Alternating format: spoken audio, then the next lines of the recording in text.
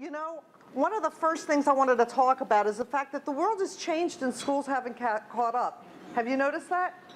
That the whole idea for creating schools a couple hundred years ago was to prepare kids for a workforce that looks very different from the workforce of 2010. And because of that, some of the priorities in the school are quite different today, you know, or the priorities in the economy and the country are different from the priorities that schools were meant to address.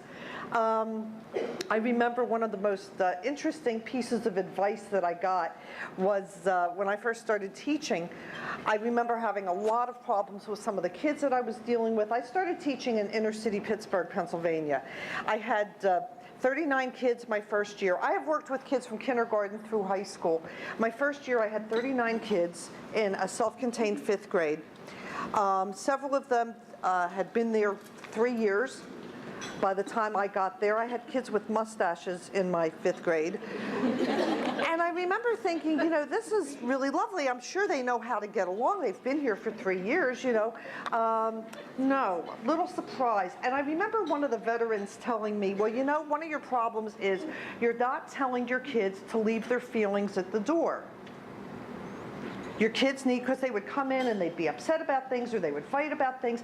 And this veteran's advice was to tell my kids to leave their feelings at the door. Well, after 37 years, I don't personally know how to do that.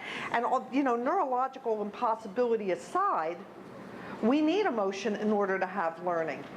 Do you remember the day in your teacher education classes, did they mention the fact that kids are not only cognitive beings, but also affective and, you know, psychomotor?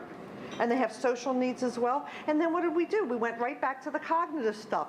We teach people how to teach from the neck up. And until we start remembering that schools also need to address that education is also a social process, it is an emotional process. Somebody asked me today, I did a radio interview, he said, what do you think is the most important thing in education? And I said, oh, that's easy, the relationship. The relationships between the teacher and the students. It is up to us, because that we are the models for the relationships and how kids connect with one another.